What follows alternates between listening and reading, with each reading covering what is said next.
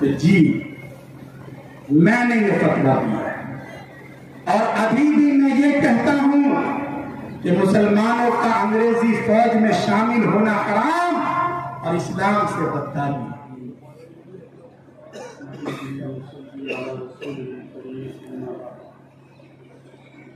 اعوذ باللہ من الشیطان الرجیم، بسم اللہ الرحمن الرحیم۔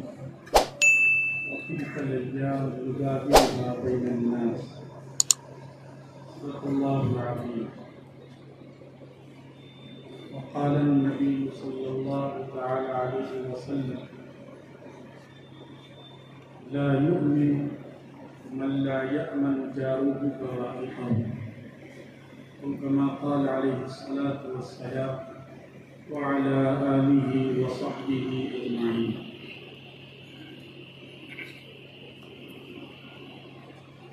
اسٹیج پر تشریف فرما گرامی مرتبت حضرت محتمین صاحب دارالعلوم دیوبند، حضرت نائب محتمین صاحب دارالعلوم کے دونوں نائبین یہاں موجود ہیں، اساتذہ کرام، طلبہ عزیز اور میڈیا سے وابستہ جو ہمارے دوسرے دوست حضرات ہیں وہ بھی یہاں موجود ہیں۔ اللہ رب العزت کا شکر ہے کہ اللہ تبارک و تعالیٰ نے ہمیں آزاد ہندوستان میں سانس لینے کا، ہندوستان کے وسائل سے فائدہ اٹھانے کا اور اس دیش کے وکاس میں، ترقی میں، اسے آگے بڑھانے میں اپنا رول ادا کرنے کا موقع ہے۔ آزادی کے جشن کے موقع پر میں آپ سبھی حضرات کو، دیش میں بسنے والے سارے دیش واسیوں کو دل کی گہرائیوں سے مبارکباد پیش کرتا ہوں، اور ہمیں اس نعمت کی قدر کا احساس ہونا چاہیے، ورنہ کسی آزاد ہندوستان کا خواب اپنی آنکھوں میں سجائے ہوئے ہمارے بہت سے اکابر اس دیش کے لیے اپنے آپ کو قربان کر کے دنیا سے چل بسے، لیکن انہیں اپنی ظاہری آنکھوں سے ہندوستان میں جب آزادی کا سورج طلوع ہوا تو اس کی کرنوں کو اور اس کی روشنیوں کو دیکھنے کا موقع نہیں ملا۔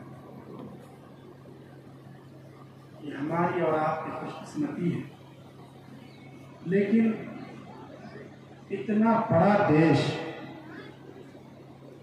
جس کو اللہ تبارک و تعالیٰ نے بے پناہ وسائل سے، سورسز سے نوازا ہے، لنکا کے علاقے سے لے کر افغانستان کی سرحد تک جو دیش پھیلا ہوا، اور جس دیش پر انگریز سامراج نے قبضہ کر لیا تھا، اتنی قیمتی اور بیش بہا چیز کو وہ یوں ہی نہیں چھوڑ سکتے۔ اس لیے یہ آزادی کی دولت ہمیں آسانی سے نصیب نہیں ہوئی ہے۔ آج کے اس پروگرام کا مقصد جہاں یہ ہے کہ ہم آزادی کا جشن منائیں، آزادی کی قدر و قیمت کا احساس ہو، اس لیے کہ ہر انسان آزاد رہنا چاہتا ہے۔ ایک پرندہ، اس کی فطرت میں بھی اللہ تبارک و تعالیٰ نے آزادی سے محبت عطا کی ہے۔ اگر کوئی اس کے گھونسلے کے قریب جاتا ہے تو وہ اپنی آخری ممکنہ حد تک اس کے دفاع کی اور ڈیفینس کی کوشش کرتا ہے۔ ہر جاندار اپنے آپ کو غلامی سے بچاتا ہے، اور مسلمانوں کی تاریخ کو حریت کی رہی ہے، آزادی کی رہی ہے۔ شروع ہی سے اسلام نے غلامی اور محکومیت کو قبول کرنے سے منع کیا۔ اس لیے اس دیش پر جب وہ برا وقت آن پڑا کہ یہاں انگریزوں کے ناپاک قدم جمنے لگے،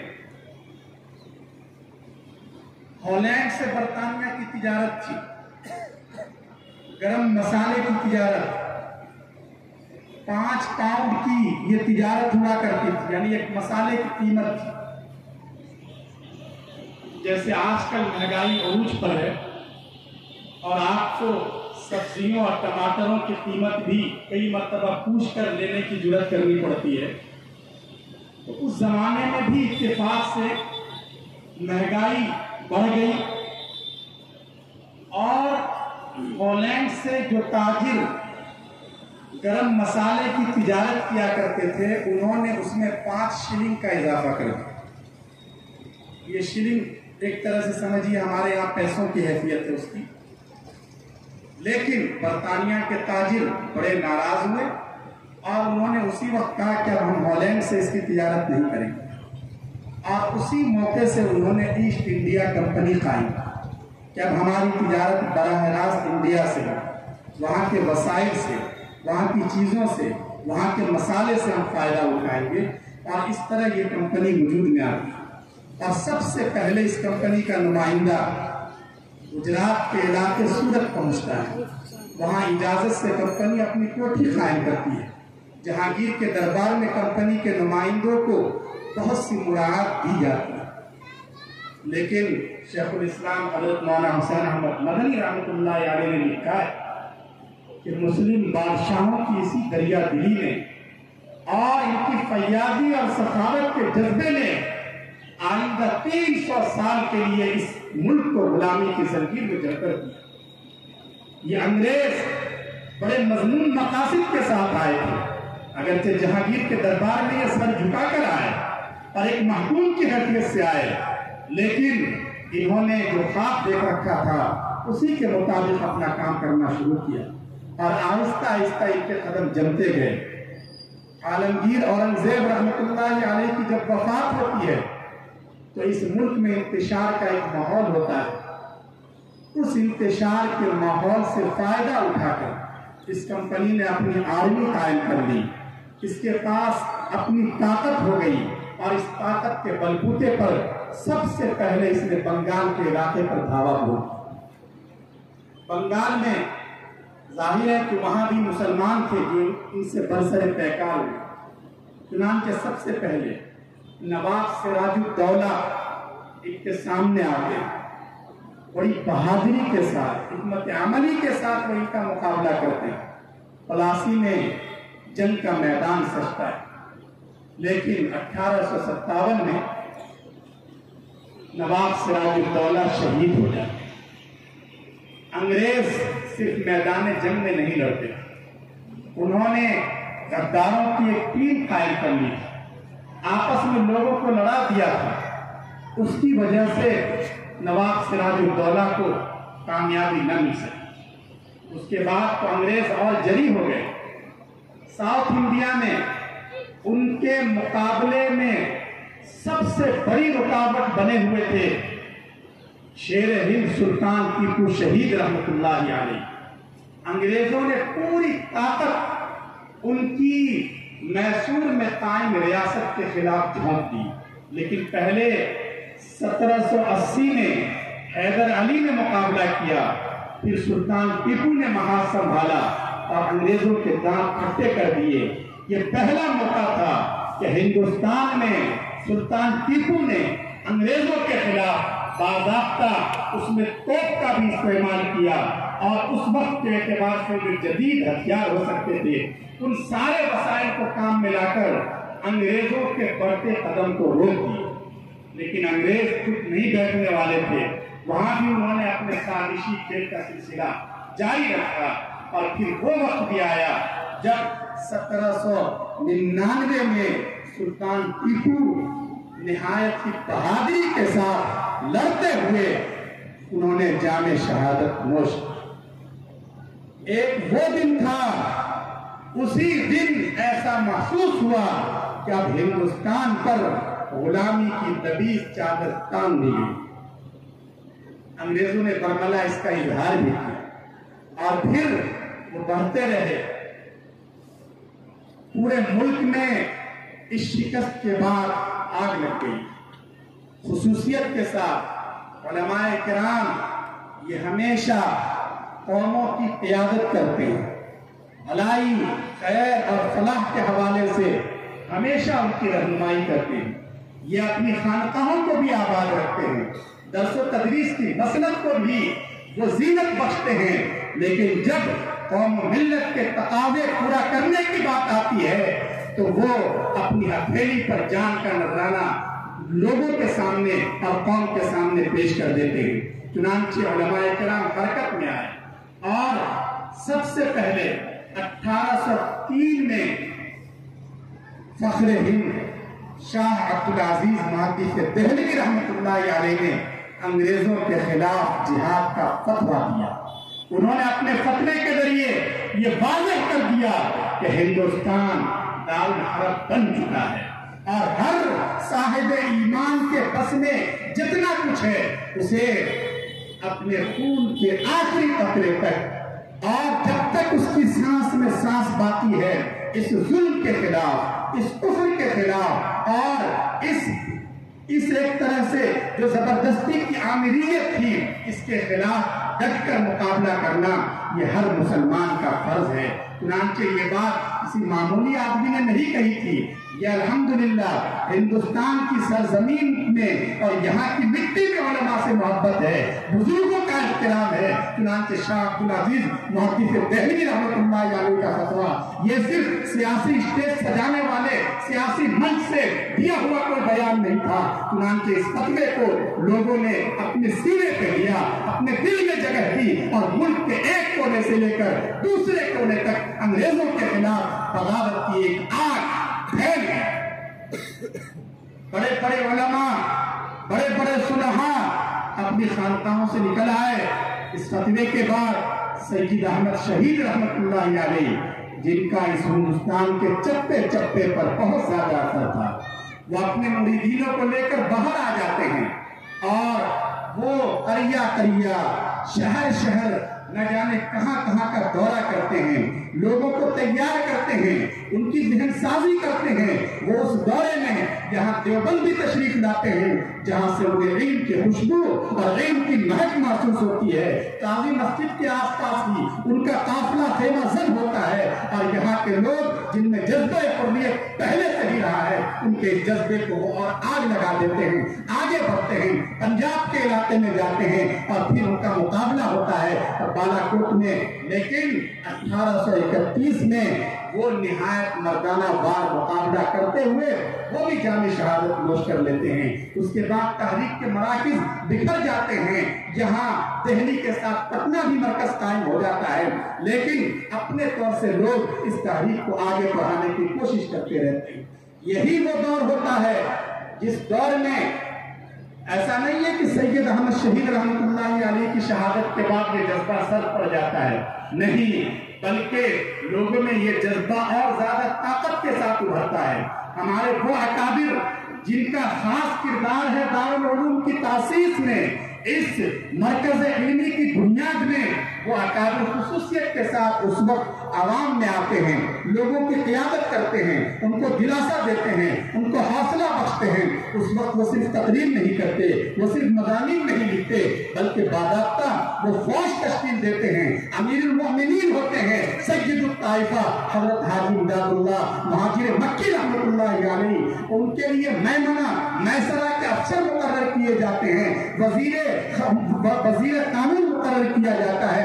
سارا ایک نظام بنتا ہے، ایک اسلامی عمارت ہوتی ہے، اسلامی مملکت ہوتی ہے اور اس کا پہلا اور اولین ہدف یہ ہوتا ہے کہ کسی طرح ہمیں انگریزوں کا مقابلہ کرنا ہے اور ان کے چنگل سے اپنے اس ملک کو آزادی دلانا. یہ جو قافلہ ہے یہ قافلہ ہار نہیں مانتا. اس کے پاس وسائل کی کمی ہے، لیکن اس کے باوجود انہوں نے انگریزوں پر اجتماعیت کے ساتھ کئی ایک ایسے حملے کیے کہ انگریزی فوج بہت زیادہ چوکنا ہو گئی. حضرت مولانا رشید احمد گنگوہی رحمۃ اللہ علیہ کی قیادت میں انگریزوں कि आर्मी का फौज का जो पूरा एक तोपखाना सहारनपुर से आगे की तरफ जा रहा था, एक बाग में बैठ जाते हैं ये मुजाहिदीन, और जैसे ही अंग्रेजों का काफिला वहां से गुजरता है उस पर ताबड़तोड़ फायरिंग करते हैं। अंग्रेज शिकस्त खाकर भाग जाते हैं और पूरा माल गनीमत इनके हाथ आता है। उसी में हजरत हाफिज जामिन रहमतुल्लाह अलैह शहीद हो जाते हैं।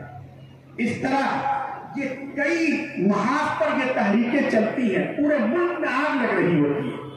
इन सारी तहरीकों का नुक्ते उरूज है 1857 का इंकलाब, जिसे अंग्रेजों ने गदर का नाम दिया था, लेकिन वो गदर नहीं बल्कि सरफरोशी की तमन्ना रखने वाले जो हुर्रियत पसंद लोग थे, उन्होंने ख्वाब देखा था और उस ख्वाब की ताबीर के लिए वो सर से कफन बांधकर अपने अपने इलाकों से निकल गए थे। 1857 का जो इंकलाब है, इस इंकलाब में यहां से आमतौर से लोग समझते हैं कि आजादी की तारीख शुरू होती है, लेकिन मैंने आपके सामने बहुत ही डिटेल के साथ इसलिए इशारा किया ताकि हमारे ज़हनों की तस्वीर हो सके। यह आजादी की लड़ाई सिर्फ 1857 से शुरू नहीं होती है। हम लोग 1947 से जब से आजादी का जश्न मनाते आए हैं, उससे 200 साल पहले से यह आजादी की लड़ाई लड़ी जा रही है। अफसोस की बात यह है, और ये इसको खास तौर से हमें ध्यान में रखना चाहिए कि हम में से भी बहुत से लोगों का ध्यान यही बन गया है कि आजादी की लड़ाई तो उसी के बाद शुरू होती है। गवर्नमेंट ऑफ इंडिया ने जो मुजाहिदीन आजादी की फहरिस्त मुरतब करवाई है और वजीर आजम साहब ने उसका इफ्तिताह किया है। 5 जिल्दों में जो पूरी डिक्शनरी और पूरी लिस्ट शाये हुई है, उसमें भी उन्हीं मुजाहिदीन को लिया गया है जो 1857 से लेकर 1947 के बीच में जिन्होंने कारनामे और खिदमत अंजाम दिए हैं। हालांकि ऐसा नहीं है। 1857 तो एक तरह से उन छोटी छोटी तहरीकों का नुक्ता-ए उरूज है, वरना उससे पहले शामली का मैदान सजाया जा चुका था।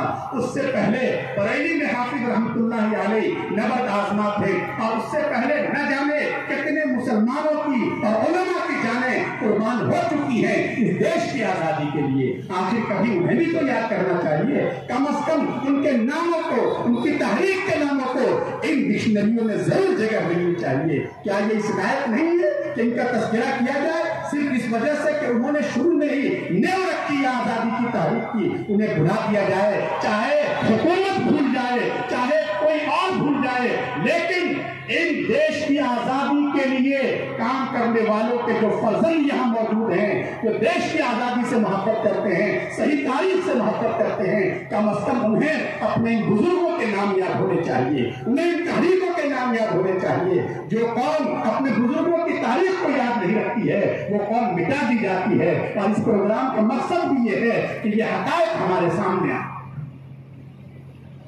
मेरे मोहतरम बुजुर्गों और दोस्तों, 1857 में तय था मौलाना अहमदुल्लाह साहब और उनके रुफ़क़ा कई इलाकों में इसके लिए बाज़ाब्ता मेहनत कर रहे थे, और तय यह हुआ था कि 31 मई को जितने हिंदुस्तानी हैं जो फौज में हैं, वो बैक वक्त बगावत करेंगे, और अंग्रेजों के लिए उसका मुकाबला करना आसान नहीं। लेकिन सूरत हाल कुछ ऐसी बनी और बंगाल तक कुछ ऐसी बातें पहुंच गई कि जिसकी वजह से उससे पहले ही ये लावा टूट पड़ा, और 31 के बजाय 10 मई को ही मेरठ में हिंदुस्तान से मोहब्बत करने वाले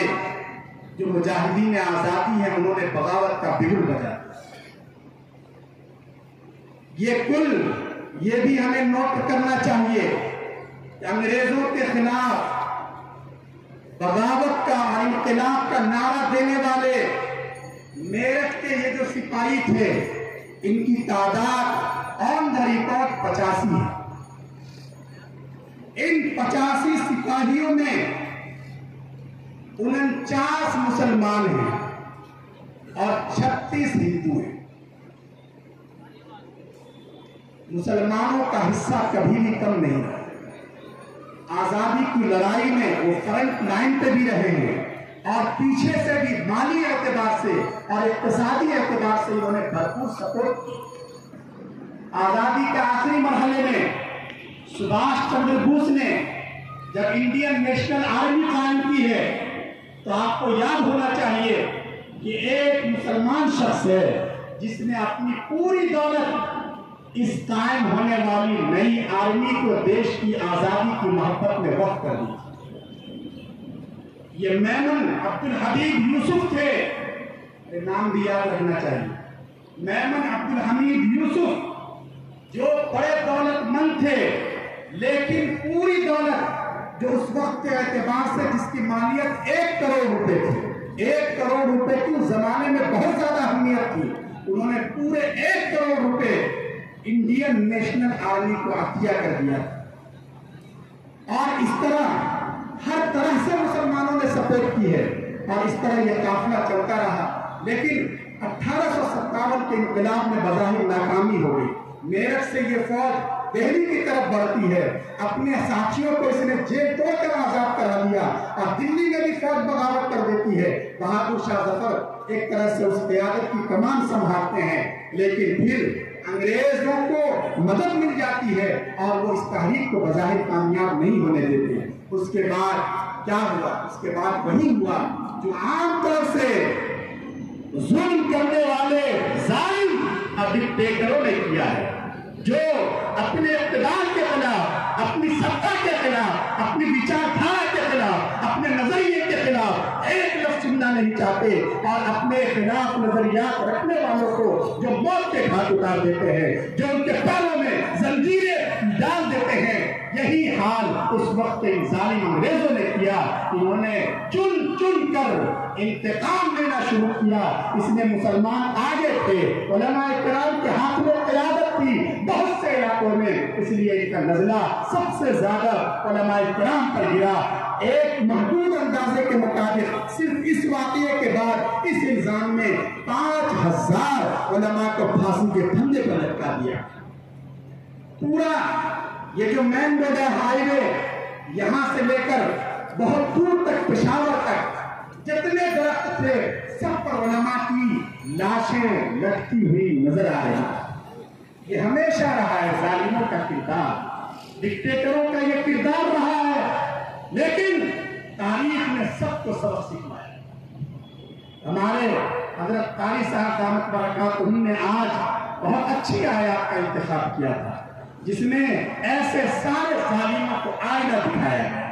कुरान करीम ने कहा है कि देखो, तुम जो कुछ भी करोगे तुम्हें अपनी कारसितानी का अंजाम भुगतने के लिए तैयार रहना चाहिए। ये मुल्क और ये हुकूमत और ये सल्तनतें तुम्हें गर्रे में न डालें। याद रखो, ये सल्तनत हकीकत में अल्लाह रब्बुल इज्जत की है।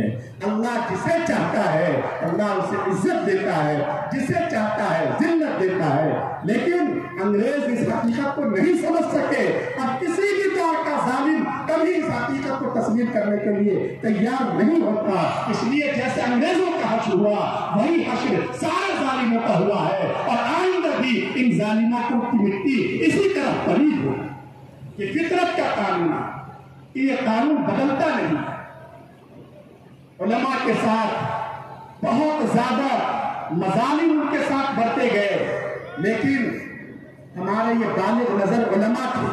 हजरत हाजी इमदादुल्लाह मुहाजिर मक्की रहमतुल्लाह अलैह, हजरत मौलाना कासिम नामातवी रहमतुल्लाह अलैह, हजरत मौलाना रशीद अहमद गंगोही रहमतुल्लाह अलैह, इन हजरात ने जब ये देखा कि वक्त का तकाजा ये है और हालात ऐसे हैं कि हम शायद मैदान जंग में इनके बढ़ते कदम को न रोक सके, तो उन्होंने अपनी हिकमत अमली तब्दील की और 1857 के चंद साल के बाद ही उन्होंने 1866 में दारुल उलूम देवबंद की नींव रखी। आप अंदाजा लगा सकते हैं कि किस पसे मंजर में दारुल उलूम कायम हुआ है।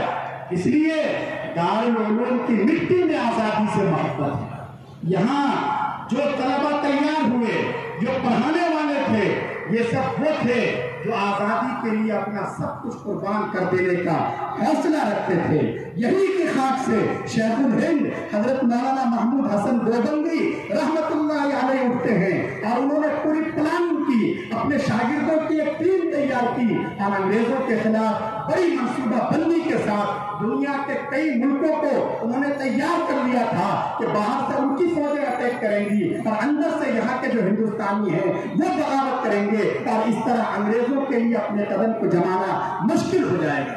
انہوں نے اپنے شاگرد حضرت مولانا عبید اللہ سندھی رحمت اللہ علیہ کو، جو اسی دارالعلوم دیوبند کے پروردہ تھے، انہیں کابل بھیجا۔ انہوں نے پورے صوبے کے عوام میں اور افغانستان کے لوگوں میں ایک طرح سے تحریک پیدا کر دی، اور سب سے پہلی حکومت انہوں نے قائم کی، آزاد ہند حکومت انہوں نے قائم کی۔ ہندوستان کے باہر ہندوستان کے نام پر حکومت قائم کی گئی ہے، لیکن اس میں غور کرنے کی بات یہ ہے کہ شیخ الہند رحمت اللہ علیہ کے ایما پر، ان کے مشورے پر مولانا عبید اللہ سندھی جو حکومت قائم کر رہے ہیں، اس حکومت کا وزیر اعظم اگرچہ مسلمان ہیں، اس حکومت کا وزیر خارجہ، ہوم منسٹر اور فورن منسٹر اگرچہ خود مولانا عبید اللہ سندھی ہیں، اور اس کے پرائم منسٹر مولانا برکت اللہ بھوپالی ہیں، لیکن اس حکومت کا پریسیڈنٹ جن کو بنایا گیا وہ تھے راجہ مہندر پرتاپ سنگھ۔ شیخ الہند رحمت اللہ علیہ جو اس دارالعلوم دیوبند کی فکر کے بانیوں میں ہیں اور اس فکر کو آگے بڑھانے والوں میں ہیں، اس دارالعلوم دیوبند کے پہلے طالب علم ہیں، ان کے شاگرد جب کابل میں جا کر ہندوستان کی آزادی کے لیے آزاد ہند حکومت قائم کرتے ہیں تو اس کا پریسیڈنٹ اور صدر وہ کسی اور کو نہیں، حالانکہ وہاں آس پاس سب مسلمان ہیں، پھر بھی وہ راجہ مہندر پرتاپ سنگھ کو انہوں نے بنایا۔ انہوں نے یہ میسج کیا، انہوں نے یہ پیغام دیا کہ اس دیش میں ہندو بھی ہیں، مسلمان بھی ہیں، سکھ بھی ہیں، عیسائی بھی ہیں، ہماری پالیسی صرف اپنے آپ کو پرموٹ کرنے کی نہیں ہونی چاہیے، ہماری پالیسی سب کو لے کر چلنے کی ہے۔ اگر ہم سب کو لے کر چلیں گے تو واقعتاً یہ ہندوستان آگے بڑھے گا، آپس میں بھائی چارہ رہے گا، اور ہندوستان میں جو محبت کی خوشبو پھیلی ہوئی ہے وہ محبت کی خوشبو اور زیادہ پھیلے گی۔ یہ پیغام ہمارے بزرگوں نے دیا ہے، دارالعلوم دیوبند سے پڑھنے والے شاگردوں نے دیا ہے، دارالعلوم دیوبند کے تیار کردہ مجاہدین آزادی نے دیا ہے، اور اس پیغام کو ان بزرگوں نے اور آگے بڑھایا۔ شیخ الہند رحمت اللہ علیہ کی پلاننگ اگر کامیاب ہو گئی ہوتی تو شاید اس وقت ہندوستان کا نقشہ کچھ اور ہوتا، لیکن اللہ کو منظور نہیں تھا اور وہ گرفتار کر لیے جاتے ہیں۔ ان کے ساتھ شیخ الاسلام حضرت مولانا حسین احمد مدنی رحمۃ اللہ علیہ اور ان کے شاگردوں کو مالٹا کی جیل میں بھیج دیا جاتا ہے، لیکن پورے ملک میں ان کی رہائی کے لیے احتجاجی مظاہرے ہوتے ہیں جن میں ہندو بھی ہیں، مسلمان بھی، اور اس طرح آزادی کی شمع لوگوں کے دلوں میں جلتی رہتی ہے۔ 3.5 سال کے بعد شیخ الہند رحمت اللہ علیہ مالٹا کی قید سے واپس آتے ہیں۔ اس وقت ویسے ہی نحیف اور کمزور جسم کے تھے، اپنی زندگی کے آخری پڑاؤ میں ہے، لیکن اس وقت بھی شیخ الہند رحمت اللہ علیہ کا یہ پیغام تھا کہ آزادی کی لڑائی تنہا مسلمانوں کے لیے لڑنا یہ بصیرت اور حکمت کے بالکل خلاف ہے، ہمیں سب کو ساتھ لے کر چلنا ہے۔ جمعیت علماء ہند قائم ہوتی ہے، ان کے شاگرد، ان کے پروردہ، ان کی فکر سے ہم آہنگی رکھنے والے لوگ اس جماعت کے اولین قائدین میں ہوتے ہیں، اور یہ جماعت آزادی کے لیے اپنی جدوجہد شروع کرتی ہے انہی خطوط پر جو خطوط شیخ الہند رحمت اللہ علیہ نے طے کیے تھے، دارالعلوم دیوبند کے بزرگوں نے طے کیے تھے، اور جمعیت علماء ہند نے اس وقت سرفروشی کے جو جذبات پیش کیے ہیں، آج کے ماحول میں آپ کے لیے اس کا اندازہ لگانا بھی یہ وہ وقت تھا جب حکومت کے خلاف ایک لفظ بولنا یا ایک لفظ لکھنا بہت بڑا جرم سمجھا جاتا ہے، لیکن جمعیت علماء ہند نے اپنا کنونشن بلایا اور کنونشن میں بہت صاف لفظوں میں مطالبہ کر دیا۔ یہ وہ وقت تھا جب آل انڈیا نیشنل کانگریس وجود میں آ چکی ہے، اس کے بڑے بڑے لیڈر ملک کے کونے کونے میں اپنے پروگرام کر رہے ہیں، لیکن انگریزوں سے وہ چند سیاسی مراعات کے علاوہ किसी चीज का मुतालबा नहीं कर रहे, वो अपने हुकूक के लिए और राष्ट्र के लिए लड़ रहे हैं। ये जमीयत उलमा हिंद तहरी जमात है जिसने अपने कन्वेंशन में कहा कि हमें पूरे मुल्क की आजादी चाहिए, हमें चंद रियायतों की भी बिल्कुल मतलूब नहीं है। ये जमीयत ने जब अपने कन्वेंशन में ये मुतालबा मंजूर किया है, बाद में जाकर कांग्रेस ने रद्दो-कदा के बाद जमीयत के इस मुतालबे की तारीफ की। ये सारी चीजें ऑन द रिकॉर्ड मौजूद हैं। हमारे बुजुर्गों ने कभी बातिल के आगे अपना सर नहीं झुकाया, कभी इस मुल्क की अजमत पर, आन पर, बान पर आंच नहीं आने दी। शेखुल इस्लाम हजरत मदनी रहमतुल्लाह अलैहि को गिरफ्तार कर दिया जाता है। एक मर्तबा नहीं, वो कई बार गिरफ्तार होते हैं। एक गिरफ्तारी इस सिलसिले में होती है कि उन्होंने अंग्रेजों के खिलाफ फतवा जारी कर दिया था, उस पर दस्तखत कर दिए थे। उन्हें कराची तलब किया जाता है और एक कैदी की हैसियत से कराची के एक हाल में अंग्रेज जज के सामने पेश किया जाता है। अंग्रेज जज बड़े करख्त लहजे में पूछता है, मुलजिम हुसैन अहमद, क्या तुमने ये फतवा दिया है कि मुसलमानों का अंग्रेज फौज में शामिल होना हराम है?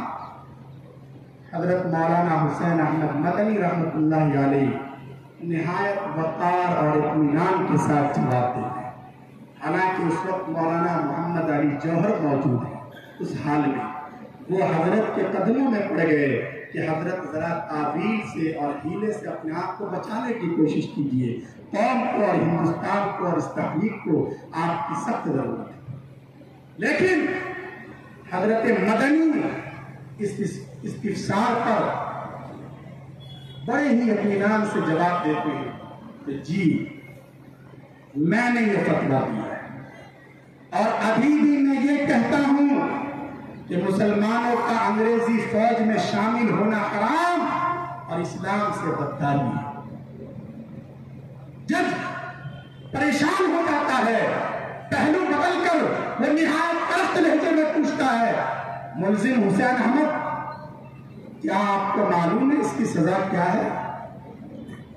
हजरत मदनी रहमतुल्लाह अलैहि, अल्लाह की करोड़ों रहमतें नाज़िल हों हमारे बुजुर्गों की कुर्बतों पर, जिन्होंने कभी भी बातिल के सामने सर न झुकाने का हमें दर्श दिया है। उन्होंने बड़े इत्मीनान से अपने बगल में दबा हुआ कपड़ा अंग्रेज की मेज पर रखते हुए कहा कि सजा मालूम थी, इसलिए ये कफन का कपड़ा देवबंद से साथ लाया हूं, ताकि जब मुझे तख्तेदार पर लटकाया जाए तो मुझे अपने कपड़े में दफन किया जाए, अंग्रेज के कपड़े में नहीं। ये हमारे बुजुर्गों की तारीख है। लंदन में गोलमेज कॉन्फ्रेंस होती है, वहां लोगों के अपने मुतालबात हैं, लेकिन मौलाना मोहम्मद अली जौहर कसम खा लेते हैं कि नहीं, हमें अपने मुल्क की आजादी से कम कोई चीज मंजूर नहीं है।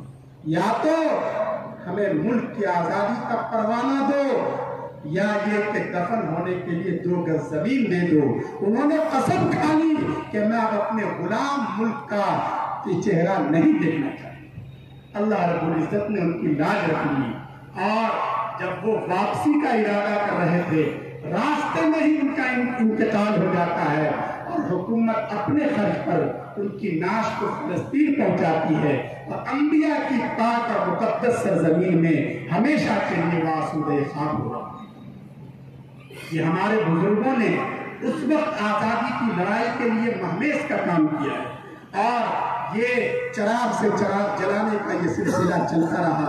दारुल उलूम देवबंद इस तहरीक का कायद रहा और यहाँ से कई तहरीकों की क़यादत हुई है, और इस तरह ये काफिला चलता रहा। और 1947 में रात को 12 बजे 15 अगस्त यही तारीख थे, ऑल इंडिया रेडियो से बाकायदा इस मुल्क की आज़ादी का ऐलान हुआ। लेकिन उस दिन का जो सुबह का सूरज तुलू हुआ था, लोग उसकी किरणों में जश्न मना रहे थे, एक दूसरे को फूल तकसीम कर रहे थे, मिठाइयाँ खिला रहे थे, लेकिन उसकी किरणों में हमारे उन हजारों और सैकड़ों बल्कि लाखों उलमा के खून की सुर्खी भी शामिल थी, जिन्होंने अपने आप को इस देश की आज़ादी के लिए कुर्बान कर दिया। ये हमारे इस मुल्क की تاریخ ہے، ہمارے بزرگوں کی تاریخ ہے۔ نئی نسل کو یہ سب سمجھنا چاہیے، یہ جاننا چاہیے۔ مسلمانوں کی کمزوری یہ ہے کہ وہ تاریخ ساز تو ہیں، وہ تاریخ بناتے ہیں، لیکن جب تاریخ نویسی ہوتی ہے، تاریخی چیزیں مرتب کی جاتی ہیں، تو کبھی وہ خود ہی اپنے آپ کو الگ کر لیتے ہیں، یا جو لوگ تاریخ لکھنے والے ہوتے ہیں وہ اپنے خاص ایجنڈے کے تحت انہیں سائڈ پر کر دیتے ہیں۔ یہ بہت بری بات ہے۔ تاریخ کے ساتھ ناانصافی یہ اچھی چیز نہیں ہے۔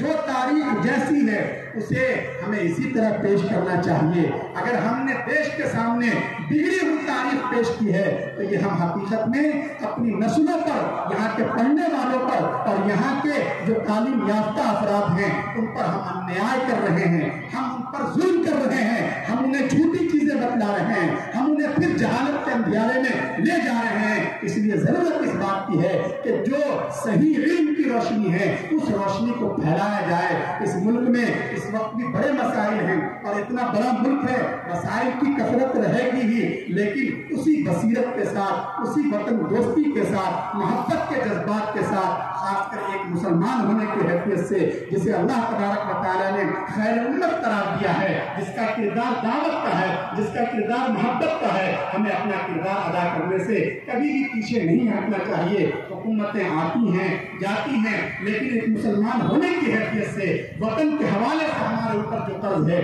اور اس کے جو تقاضے ہیں ہمیں انہیں ضرور ادا کرنا ہے۔ میں نے جو روایت پڑھی ہے اس روایت میں رسول اکرم صلی اللہ علیہ وسلم نے یہ تعلیم دی ہے کہ کوئی بھی مسلمان ہوگا اس کے دل میں انسانیت سے محبت ہوگی، لوگوں پہ کا خیال رکھے گا۔ وہ مسلمان صرف وہ نہیں ہے جو اپنے لیے جیتا ہے، کنتم خیر امہ، مسلمان تم بہترین امت ہو۔ بہترین امت اس لیے نہیں ہو کہ تم بہت نمازیں پڑھتے ہو، بہت روزے رکھتے ہو، بہت عبادتیں کرتے ہو۔ یہ چیزیں پچھلی امتوں میں بھی تھیں اور یہ چیزیں تو ہمارے لیے فرض ہیں، یہ تو ہمیں کرنا ہی ہے۔ قرآن کریم کہہ رہا ہے تم بہترین امت اس لیے ہو اخرجت للناس، اس لیے کہ تم دوسروں کی نفع رسانی کے بارے میں سوچتے ہو۔ تمہارے دل میں صرف اپنی محبت نہیں ہوتی، اپنی فکر نہیں ہوتی، بلکہ تمہارے دل میں دوسروں کی بھی فکر ہوتی ہے۔ اگر محلے میں آگ لگتی ہے تو تمہیں صرف اپنے گھر کی آگ بجھانے کی فکر نہیں ہوتی، بلکہ تمہیں پڑوسیوں کی آگ بجھانے کی بھی اس لیے اتنی فکر ہوتی ہے۔ اس لیے تم خیر امت ہو، بہترین امت ہو۔ اس لیے مسلمانوں کا اپنا کردار ادا کرنا ہے۔ اس وقت حالات یقیناً بہت زیادہ ناگفتہ دہ ہیں اور مسلمانوں کے لیے طرح طرح کی پریشانیاں ہیں، کئی طرح کے شکنجوں میں انہیں کسا جا رہا ہے، فرقہ وارانہ فسادات کا سلسلہ ہے، ان کے املاک پر بلڈوزر چلائے جا رہے ہیں، لیکن ان حالات کے باوجود بھی ہمیں مایوس نہیں ہونا ہے۔ یہ فرقہ پرست طاقتیں یہ چاہتی ہیں، ان کا پہلا ایم یہ ہے کہ کسی طرح مسلمانوں کے حوصلوں کو پست کر دیا جائے، یہ اس پوزیشن میں نہ رہیں کہ کوئی ڈیسیزن لے سکیں، کوئی فیصلہ لے سکیں۔ لیکن ایسے موقع پر ہمیں بڑی اہمیت کے ساتھ، بڑی حکمت کے ساتھ اور بڑے حوصلوں کے ساتھ کھڑا رہنے کی ضرورت ہے۔